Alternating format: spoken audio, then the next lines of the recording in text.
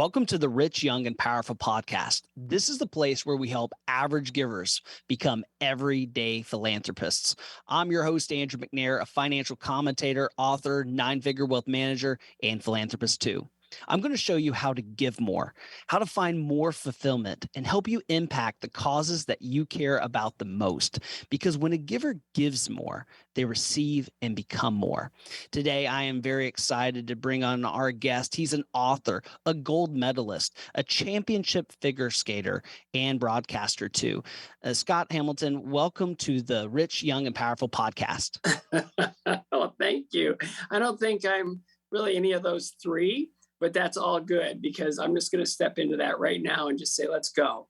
I'm going to be all that for the next whatever long we talk. So that's awesome. Great. Do you think you rose to the moment, or did the moment rise at the perfect time?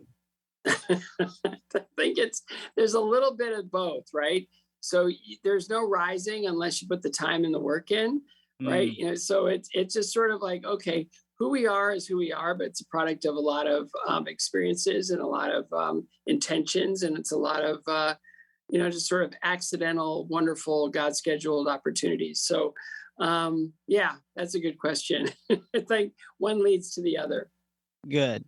I love that, how the Lord can lead us from one door into another. And many times we just have no idea where the Lord's leading us, but he always seems to find another door for us to go through. And that's what it's all about, following God's will.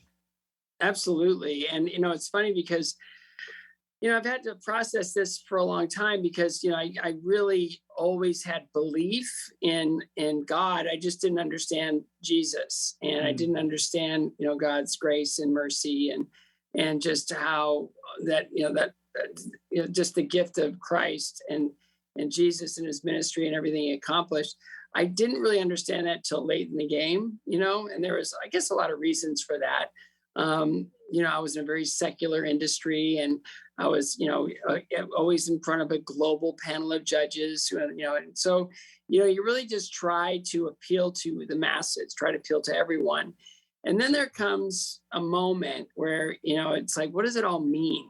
Right? Where's all this going? And what is the end game in all of this? And it's just, kind of for a competitive athlete, it's just more, just more. You could win again, or you could more. And it just felt, it's at some point it started to feel, the winning felt good for the 10 minutes. It feels good to be on the podium, but it must feel empty when you step off that podium sometimes.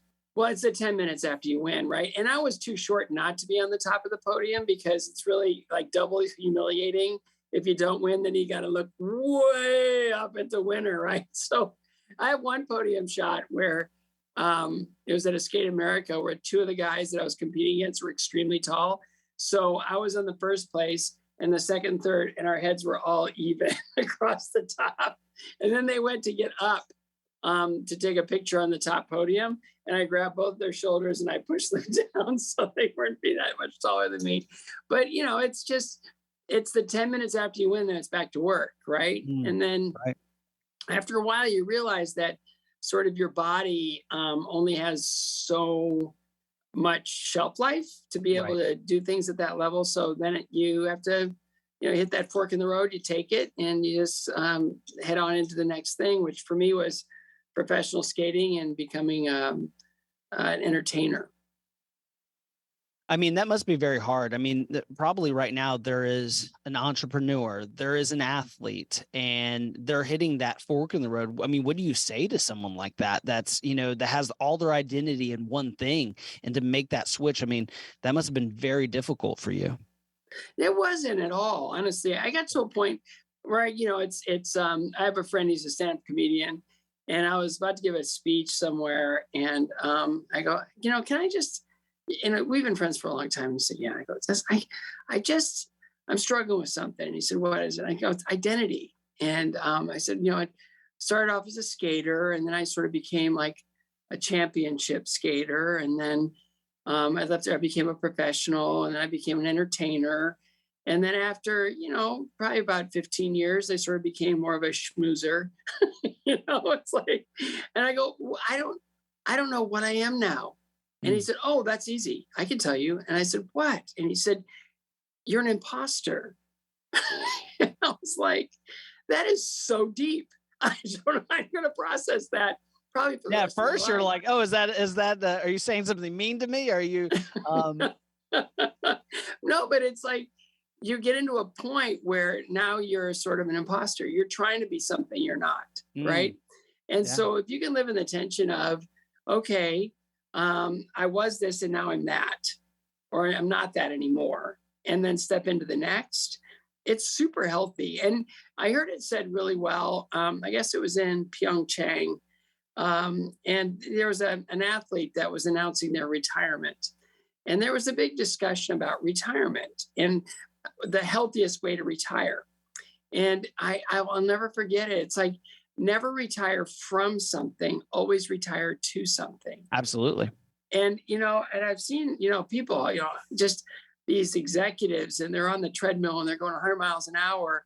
And then they decide to retire, which is basically while the treadmill's still running, you stop and you get hurt like almost every Yeah. single time because you either have to wean off of that activity or you just have to find another treadmill to step on that's maybe different than the one you've been on. But our bodies, our minds, our spirits are attuned to a certain level of commitment and activity, and I think we have to be obedient to that without allowing sort of all of it to be totally and 100%, like fighting with intention with each other, right? So Yeah. you got your physical being, your emotional being, your intellectual being, and your spiritual being, and they all have to kind of work together. And if they do, you're probably going to be a pretty content human being. But if they don't, you're always going to be unsettled and trying to figure out how to fill that empty bucket, whichever You know, one it is.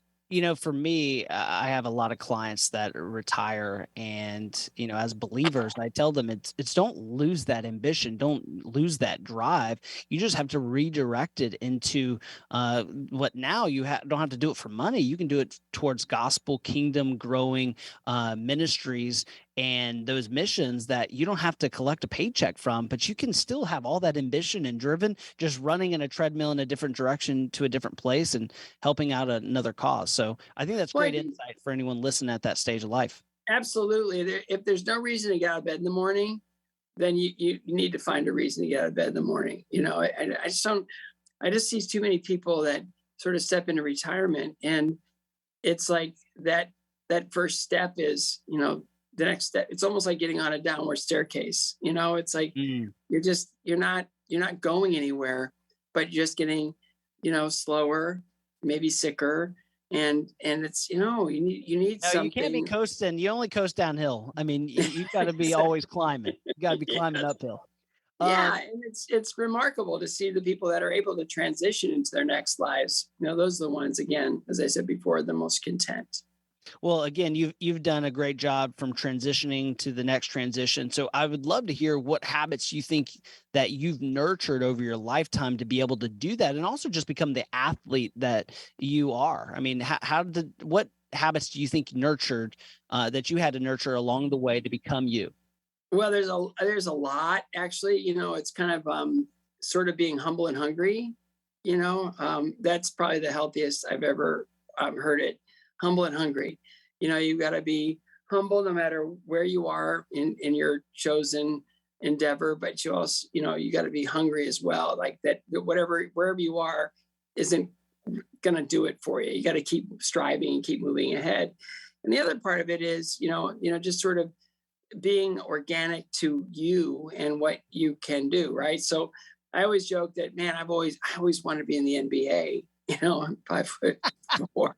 It's like it's not going to happen, right? So it's leveraging your qualities, leveraging everything that you have in that moment in order to be allowing yourself to really enjoy and experience something that is fulfilling and everything else. So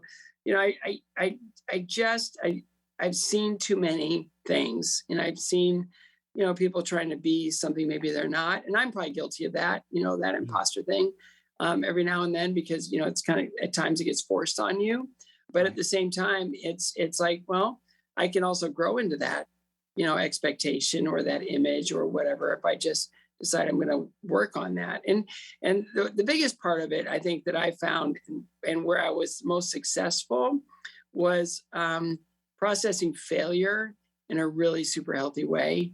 Like we're all going to fail, right? We're all going to fall short. We're all going to not hit the mark, right? It's just how you respond to that and how you identify it. I've always tried to encourage people, especially through a last book that I wrote, Finish First. It's just failure has one ingredient, only one, and that's information. That didn't work. We'll try it some other way.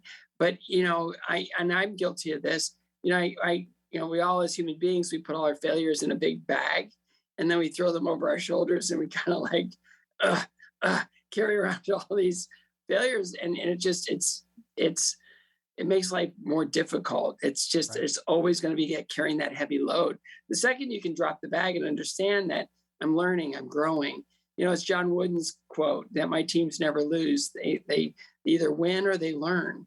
And I think if we can get into that, I think we're all going to be a lot more, able to kind of deal with things as they come and really enjoy things as they present themselves, regardless of whether you're successful in them or not. I'd like to transition and hear a little bit more about your faith story and your testimony. Who helped lead you to God, Scott? Well, it came in kind of the first introduction. It was my parents. When we were young, we'd go to church and we'd be in Sunday school and we'd hear all the stories, and it was really fun and great. And then when I started skating, Sundays became time to practice, and so the church thing sort of went away. But the seeds were still planted. And then when I went to Illinois to train away from home, there was a skater there named Janet Lynn, and she was a very, very, very dedicated Christian, and she was also at that time the most popular woman athlete in the world. And everybody wanted to be like Janet. So everybody had their Bibles and everybody, went to the same church and all this. And I was trying to figure it out because we trained in a resort. Basically, it was an old rustic kind of rundown resort called the Wagon Wheel. And there was, Gideon's Bible in every bedside table in the dorms and everywhere else in the resort. So I started to read Gideon Bibles. Yeah. So I started to read and I just didn't understand, but I still craved that relationship, with the living, loving Lord. And so I sort of, in my adolescence, tried to figure it out. And I would step into it times and step out of it, step in, step out. And, it was, cancer was a real big fork in the road for me. And it kind of took me away from the way I'd been living and just sort of allowed me to understand, because I'd lost my mother almost 20 years, 2 months shy of 20 years before I was diagnosed. And it was like, okay, I'm given a second chance at life here. How am I going to do it? And I just really felt like I was being moved to live differently and better. And so 3 years, 3 years, almost to the exact, it was, diagnosed March 16th, 1997, meet Tracy March 17th, 2000. So within 24 hours, exactly 3 years, I meet the woman that would become my wife. And in our dating, she just said, I need to know something really important. And I said, anything. And she said, where are you in your relationship with Jesus? Wow. And I just said, okay, where do you want me to be? It was kind of wherever you want me to be, that's where I'm going to be. No, she said, really, I need to know, because I'm dedicated to my faith, and it would just be, it wouldn't work if we weren't lockstep in that direction. I go, well, let's get this party started. And so she introduced me to her pastor, and I told him all of my misgivings, or my hesitations or my misunderstandings. It's a better way than misgivings, misunderstandings about denominational religion and who's right. And he just chuckled and he said, I couldn't agree with you more. Let's really get started. And we just started studying. It was ironic that the first 6 weeks of going to church with Tracy was a discussion on the prodigal son. Mm, that's So I kind perfect. of, okay, I'm listening intently. And from there on, it was just that growing relationship. It's like any relationship, the more you invest in it, the deeper it gets and the better it gets. And, we got married, we had our first child. I was soon after diagnosed with a brain tumor, which when I told Tracy that I was just diagnosed with some sort of pituitary brain tumor, she didn't respond in any other way than just take both of my hands and start to pray. And it was really powerful. And that's kind of where we go now under every circumstance is we just go straight to the Lord. And it's amazing that, I've had access to great health care with my, as Tracy would say, my former hobby of collecting life-threatening illnesses. But it just comes down to um, just truly understanding that, in every moment, there's an opportunity to grow. There's an opportunity to step into that relationship. There's always, and it's like when we wanted to have a second child, and okay, I've had testicular cancer and a pituitary brain tumor with complete, sort of hormonal disruption. Okay, the odds of that are really like zero. So we went to um, a specialist who gave me, a prescription for I self-injected 6 times a week for 2 years, Mm. just to try to, get my body to be able to help produce another child, and nothing. And so we just said, let's get off of those shots because I was really getting tired of doing them, and it was very expensive. And she said, honestly, if the Lord wants us to have another child, we will.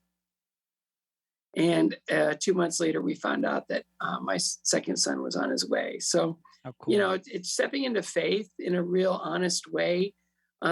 Usually will produce the results that we want, whether we understand exactly what we want. It's just a really great way of just saying, I'm giving this to you, and I will accept whatever I get in return.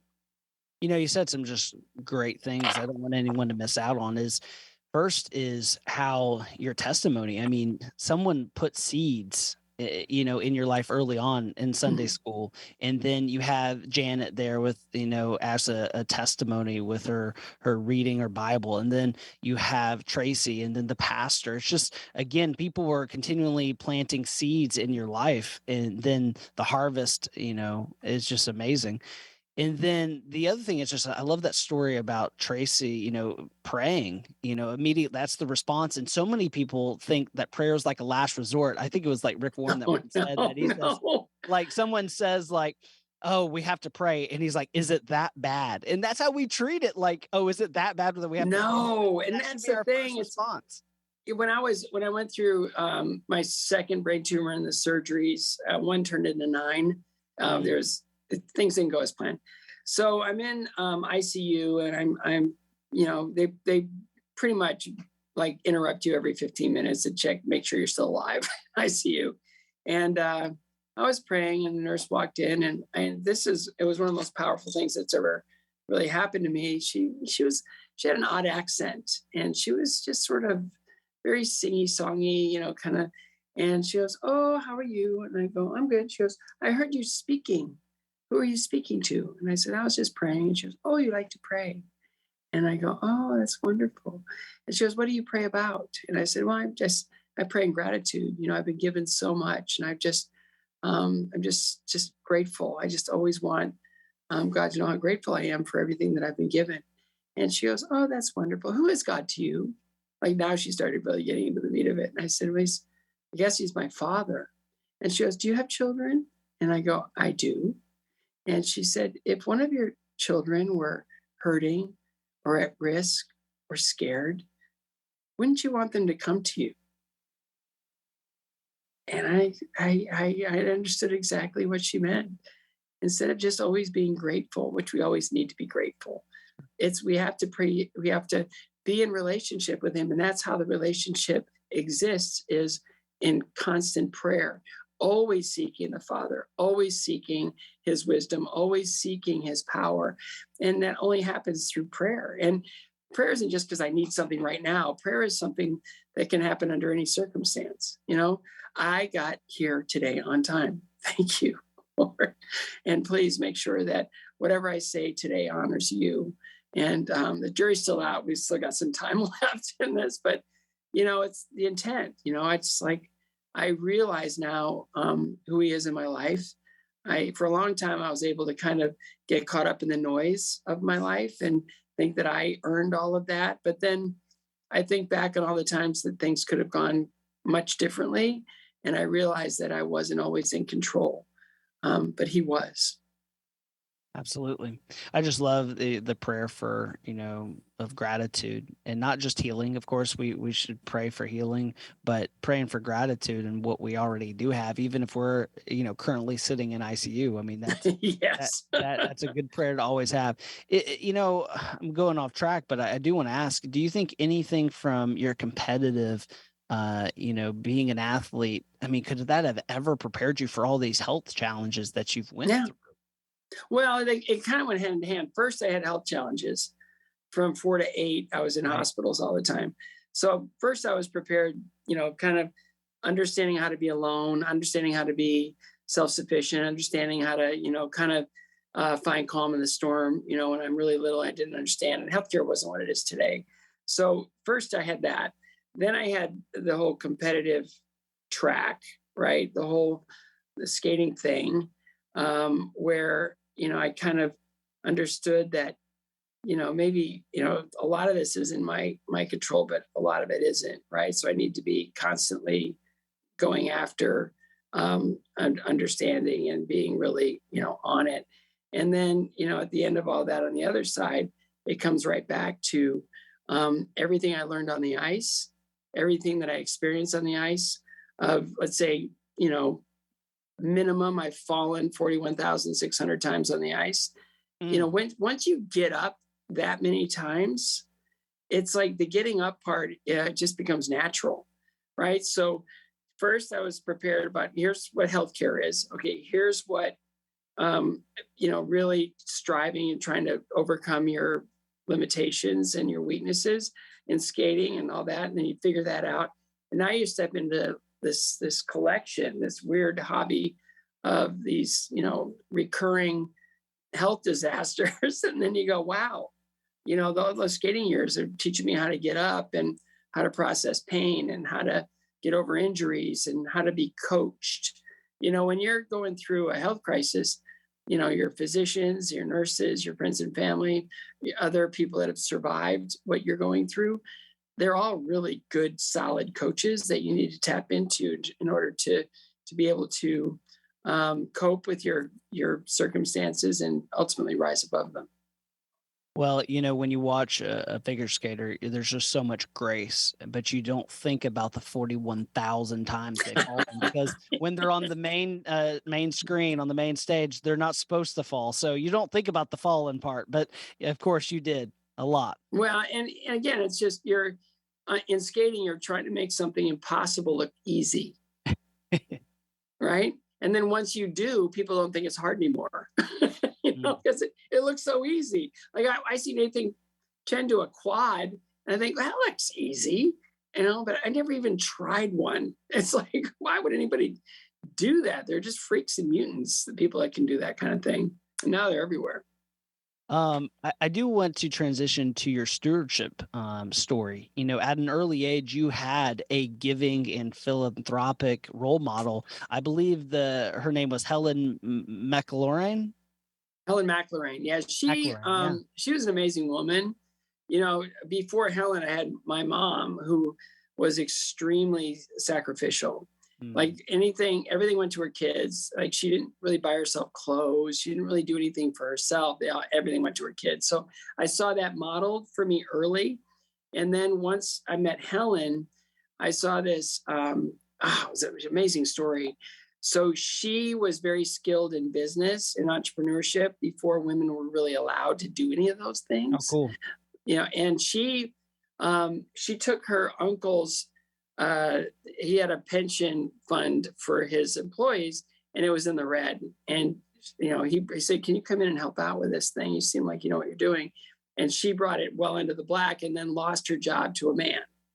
So she said, okay, I need to figure out how to do this on my own. And so as sort of a penance, her uncle, when he passed, left in his will a huge tract of land. And that was her way in. And she started leveraging all these assets into more assets and different assets. But she would never spend any money on herself. She always kind of like, was building a business, and she lived very simply. She and her husband, when he was alive, they had a nice home in Winnetka, Illinois. It was a very big home, large home. But when he passed away, she moved into an apartment in Denver.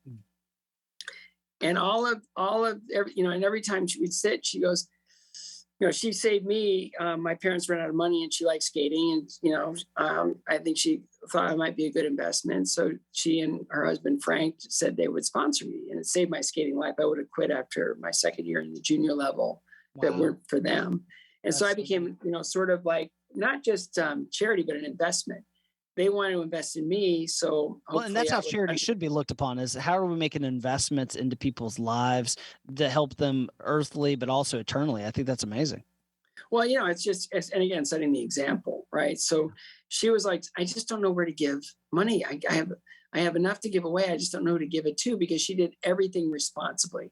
Like, she was never going to just make a donation for the sake of making a donation. Right. She wanted it to have impact, and she wanted it to bless somebody so that they would understand the gift, and then they would go ahead and move forward in that knowledge that, I was given so much that it's, of course, I'm going to give back. Of course, I'm going to be a part of course, I would do that. And, I think sometimes the world gets in the way a little bit. Like, well, if I do that, then I won't have this for me, and I found it was funny because I was reading a book by Donald Miller, Blue Light Jazz, and he talked about tithing. He said, it's like, I'll go back to me. Like, my parents were both school teachers. We didn't have any money. Skating almost financially destroyed my parents. Okay. And yet, they found a way to make it work. Right.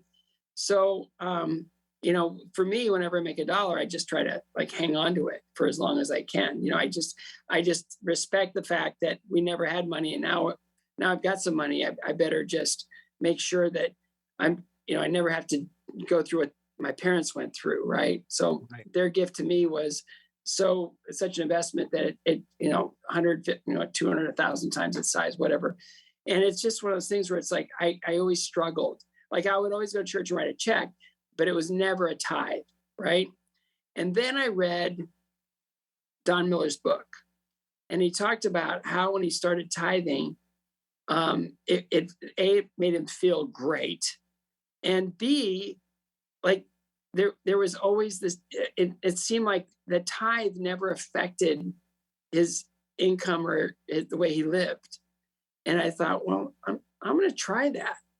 And so I started tithing. It's beyond that. It's like, not only is the money that you tithe, it's invested in the kingdom, but the other side of the tithe is that it doesn't really affect you. Exactly. When you give your first 10% away, it doesn't really affect your ability to live the way you want to live. Somehow it just always works out with it, ends up being more there than there was before. And in that, I kind of understand God's provision and his generosity. It's almost like God actually knows like how this is all supposed to work. So many times people said, like God is a cosmic. He created killjoy. And like he created these systems. Like when you give him your first fruits, what happens is you create margin in your life, and you're a better steward of your finances that he's given to you. And that's why people still live like they weren't tithing, because they're spending probably better now. And then they're also probably investing better. And what I found is those who give usually, take care of their finances in a way, versus the other person who cheats God probably cheats themselves and doesn't save for the future, doesn't invest, and doesn't spend well. So what a great point to make.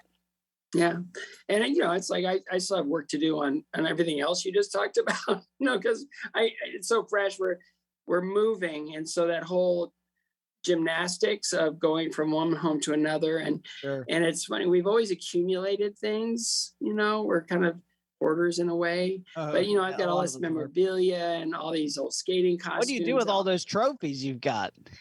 Well, I gave away everything I ever won, right? Because why have that around? That's just Right. it's weird. But as far as like all my old skating outfits and all the old, kind of all that sort of memorabilia stuff, it's kind of like, what do I do with that? And a lot of it's here. And I'm in the my CARES office, my Cancer Foundation office, and I just put stuff in here. And Carrie Morgan, my executive director, says, if you got more stuff, just bring it. So we might have to knock down a wall or two, add some space or start hanging it on the ceiling. I don't know, but I got a lot of stuff to get rid of because it's been a pretty big life and career. And we'll just, find places to put it where people can enjoy it. Because right now it's in In a cabinets box. or in But there's storage. something to learn about that. I mean, even someone as, just an accomplished athlete like yourself that's, got these trophies and these awards that are in boxes. That's what ultimately happens with all of our Earth's belongings. And if you come from the business world, you come from, a musician, you're an athlete, most of your stuff ends up in a box that collects dust. And those were the pinnacles of your career. And that's why it can't just be about what's in the box or ultimately what's going to end up in the box. And eventually we end up in a box. So I want to talk about Scott Cares. And this is something outside the box. This is something that you're doing that is going to impact a lot of people's lives, that is impacting a lot of people's lives. So share with us about Scott Cares. Well, I was a junior in high school. Well, actually, I was a senior. I just graduated high school, and my mother had been going through a battle with cancer, and it was that first year after I graduated, I was competing in a competition in Hartford, Connecticut, in the U.S. Nationals, and I was terrible. I was awful, and it was my first year in the senior level. I just was, a very immature 18-year-old young man, and she succumbed to cancer. And so I didn't know really what to do, except I figured I had to find a way to honor her investment in me. So I took her with me to the ice every day. But beyond that, I really felt like what she endured, there was nothing for her. There was no way that they could save her life or even really extend it.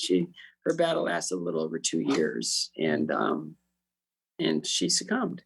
So I figured I'd become a fundraiser. And so for 20 years, I'd raise money wherever I could for cancer research. And I thought if I can help find a cure for her cancer, it would help me better understand why I was born, right? So 20 years after I lose her, I'm diagnosed with cancer. Now I go through it. And I realized in that journey that there were so many gaping holes. There were so many things that I couldn't understand. I looked on, Dr. Google, to figure out what's going on with testicular cancer. And all I could find were medical journal papers with 12-syllable words. And I think that's not fair. I'm too dumb to be sick, and then I'd ask my doctor, how soon am I going to be with chemo? And he said, moderate to severe. And he's a great oncologist, like the best. And I go, okay, well, what does that look like? And he goes, well, moderate to severe. And I realized that the only way I can get that information is talking to somebody that's been through it. Mm-hmm. So, okay, note to self. And then the fact that I couldn't find user-friendly information, note to self. And so after I got through with my treatment, my surgery, I got back on the ice, and it was about 6.5 months from diagnosis through all the chemo and the 38 staple surgery that I did my first performance back. And it was a TV special for CBS. And at the end of it, we carved out a piece of the budget that I could give a $100,000 gift to the Cleveland Clinic for looking after me and getting me, through my cancer ordeal. Ultimately, I realized the only reason I endured it was because 2 guys, scientists in Indiana, figured out how to treat testicular cancer. Wow. Right. So we put our heads together and we came up with this sort of mixed bag of responsibilities, which is CARES, the Cancer Alliance for Research, Education, and Survivorship. So in that, we want to work well with others. So the alliance part there is we're not a silo. We really are collaborative. The R in research is obviously I was given a second chance at life because two research scientists in Indiana figured out how to treat my cancer. There are so many cancers that didn't have that. So we need to fund research. The education side was, how do we prepare people for their journey? And in that, I was the organ grinder's monkey for 5 years to raise enough money to build chemocare.com, which is a really cool website where it talks about everything chemotherapy, how it's administered. Every single drug is listed and described in 8th grade English and Spanish with Google Translate any language in the world. And then the last part of that is the side effects that come with chemo. How do you manage those? So that all of that is in chemocare.com in 8th grade English, so that it's user-friendly information. It's really a cool website, and it's just growing. Because once it was used, it's people understand how beautifully it was put together, obviously by somebody much smarter than me. And then the other side of it was the whole survivorship. That's super cool. I mean, that's like the layman's translator. And it's really the extension of bedside manner that, doctors struggle with because they just limit to moderate and severe. And I think that's amazing. I mean, what a great yeah. So chemocare has been growing like crazy, but there was still that other piece, the experiential piece, right? How am I doing? Like I wanted to quit after round 3 of 4 because I just didn't care anymore. I was, bloated and hairless and just nauseous all the time. And I just didn't like me or my life anymore. And I thought, is this normal? I didn't know. So when we announced CARES, I was with my urologist, Dr. Klein, and I just said, what do you think of the name Fourth Angel? And he goes, sounds cool. What is it? I go, well, in any cancer journey, your first angel is your oncologist. Your second angel is your oncology nurse. Your third angel is your friends and family. What's missing is the fourth angel. And he said, who's the fourth angel? And I said, a survivor, someone who's been there, done that. Someone that has endured what the patient's about to endure and can walk them through the experience. If this is how I felt at this particular moment, here's how I learned to deal with it. Here's what I thought when I was going through like it would never end. And here's what I realized on my last day of chemo. Here's what I understood, on how to get rid of the scars or how to be more active or how to, walk on days when I don't feel like walking or, when I got scared, I found my sacred place. These are all things that only survivors know. So we created the Fourth Angel Mentoring Program, and it got expanded to caregivers and pediatric caregivers because they all need support. Everybody needs that level of support. And I have, we took CARES from being an initiative at the Cleveland Clinic to becoming now a private research foundation. And I have no idea how big Fourth Angel has become. But I know that with everyone that's been mentored, they really want to become a mentor.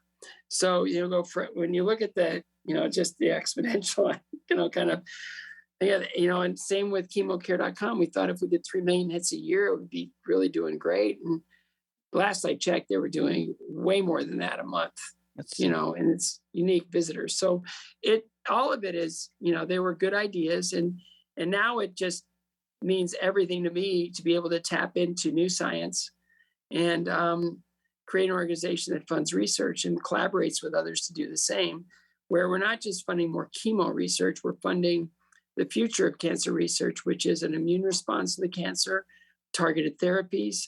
Right now, I'm sitting in a proton therapy,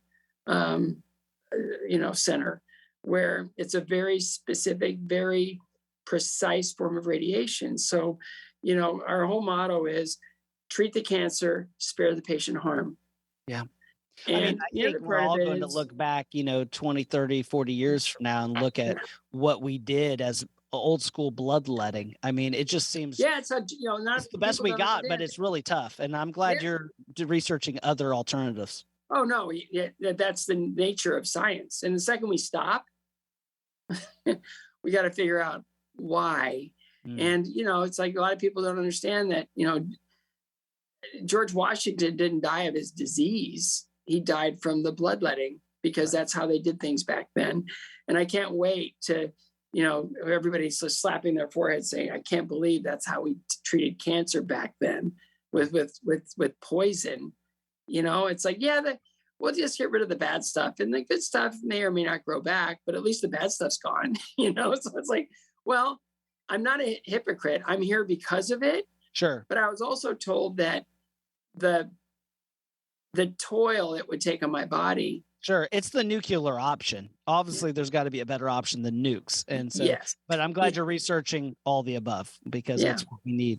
And I just think that you're thinking about all the soft points, because anxiety, I couldn't imagine being diagnosed with cancer and the anxiety that gives someone. And so to know that there's people that have gone through that and can give me all the advice so I don't have to go through trial and error by myself. I mean, that sounds terrible. So that's great. What a great resources. Thank you. What about how can other families get involved if they have a loved one that has passed away with cancer, if they have one that's struggling through cancer right now? How can they give back? How can they get involved? Well, I mean, we are purely a research organization, and we do collaborate. We're not a silo. I don't think anything happens, if you just think, oh, I'm right, everybody else is, they're not going to do the work we are. So no, we collaborate with cancer centers all over the country. We're very specific in the research that we're funding, and we had 14 partnerships just last year. So if people want to come alongside us, scottcares.org. We'd love for them to support our work, and it's really a wonderful organization. It's, we have tons of volunteers. I'm a volunteer. We have 4 full-time employees, and they work really hard. I mean, I can't even describe it effectively how hard they work and how selflessly they give to make a difference, for other people's, lives and quality of lives. So, we're in it to win it. I'll never take a penny for any work I've ever done in CARES. I just think it's conflict of interest to think that, I create this organization, so I should benefit from it. No, the benefit comes from saving lives. The benefit comes from medical breakthroughs. The benefit comes from, creating, a new level of hope in the cancer community, that things are getting done, and they're being done in the best way to create a better future for people dealing with this disease. Well, it's awesome to hear what you're doing there. I would like to just ask some questions that are on my mind. What would you say to the young figure skater who's skating in Ohio to encourage them not to waste time or waste any period of their life, that you wish you could speak to that young skater that you once were?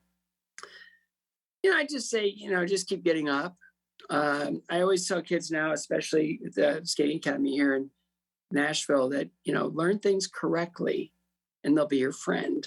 If you learn something just to check a box, say, oh, I landed my double axel, but it has no business being what it should be, then it's probably not going to be there when you really need it. It's like technique is everything. So I try to tell young skaters to be patient and learn things correctly.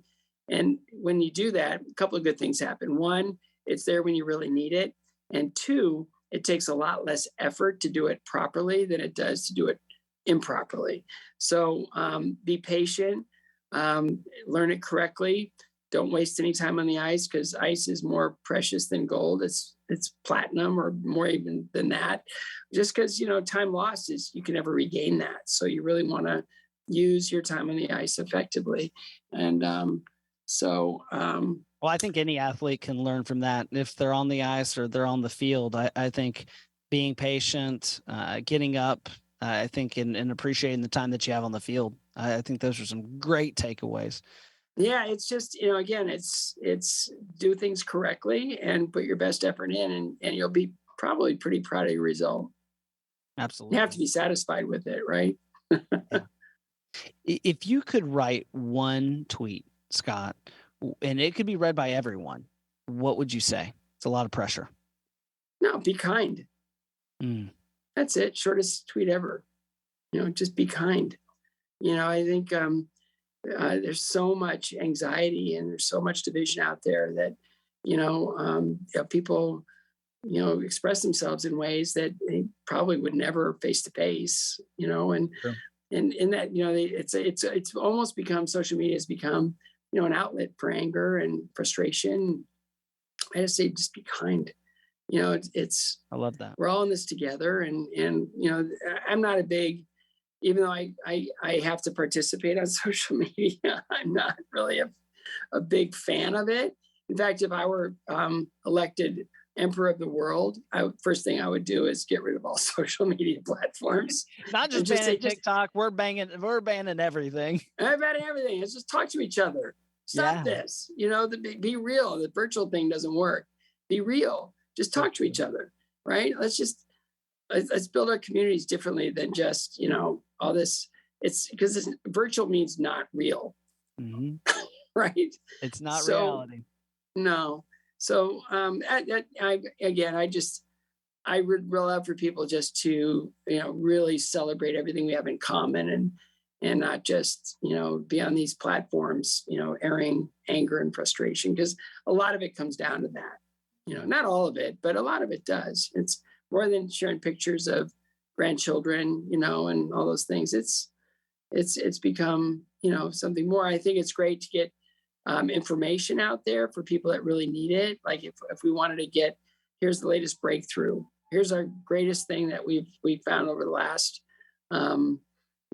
best thing that's happened in cancer for the last. Okay, now we can get it out to a lot of people. That's great, but there's news outlets that should be able to do that as well. So I don't know. Here I am, the grumpy old man. We didn't do that when I was your age. So rah, rah, rah. No, I agree with you. What are some common misconceptions that maybe people have about Scott Cares or about cancer research that if you could clear up this misconception, what would you try to clear up for everyone? Well, I don't know. I think for a lot of people, they wonder, and it's kind of hard as a foundation to describe research because it just feels so vague and so broad. Mm. It's even been referred to as the black hole, right? You're just throwing money at something. Well, that's not it at all. It's very scientific. It's very vetted. It's very, this. So I would say, it's cancer happens to our families. One in two men, one in three women. In the hour that we have spoken, 69 people will die of cancer. And that's somebody's mother, or father, or sister, or brother. I mean, it's unthinkable that we have over 1,600 people a day dying of cancer in this country, and it's estimated that millions and millions of people are going to be diagnosed this year. So cancer happens to people we know. It's happening more and more. Rare cancers are not rare anymore. And we need to work together in order to solve this problem. And so, I think, CARES is a great destination for people that want to make a difference. We're not a gigantic organization. We're small and collaborative. If we can't figure it out, well, one of our partners can, and we're going to work with them. And, it's just the way it's been built, the way it's been managed, the way that, CARES exists is really to make a difference in the community, a lasting one, to fund the future of cancer research. And cancer is going to happen to all of us in some way, shape, or form.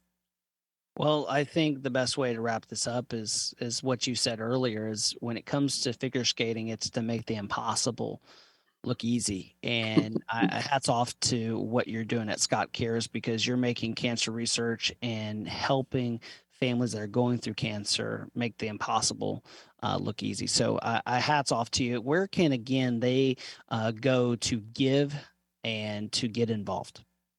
Just scottcares.org. They can get on and navigate through the website. It's really well built.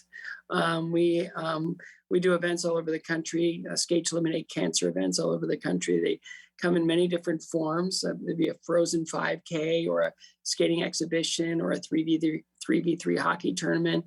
People can come on board. They can sponsor our skaters. They can, sponsor the event. We do our signature event in Nashville every November. It's a music and skating show, which is unbelievably spectacular. And we're having our Erase the Trace bike ride coming up in May, on May 12th. So that's going to be very exciting. I did all 444 miles of the Natchez Trace last year, and I will not be doing that again. My rear end is finally healed. So we're doing a modified event this year. We'll be riding the trace for 100K or 50K or a 5K. And that way people can come out, no matter, regardless of their levels of dedication to cycling or fitness, they can participate in some really cool, fun way and ride the trace. It's the most beautiful parkways in the United States. And just really just know that they're doing something healthy for themselves that ultimately is raising money to help somebody regain their health. So do lots of events. And we're really, really excited about the future of cancer treatment options, what we're learning, how it's growing, and scottcares.org. It's the best place to start. Well, again, thank you so much for your work that you're doing over there. And I appreciate you coming on the podcast today. Well, thank you. It's great getting the word out, and thank you for your generosity of this time and your generosity. It's remarkable that gifts like this and gifts like yours can make such a profound impact on our world, and not just specifically, but in a broad sense.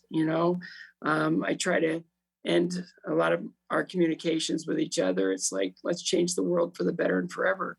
And that's what foundation work at its best does. Is it really allows for people to rise above their circumstances in really amazing ways, and ways that couldn't happen without those foundations. So I appreciate the time you've given us today to shout from the rooftops and to inspire people to help us make a difference.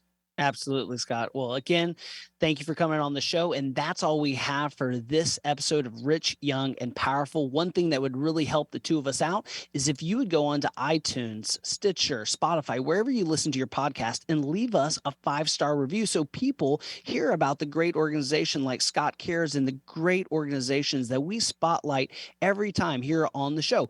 Be sure to check out my new book, The Giving Crisis, at richyoungpowerful.com/book.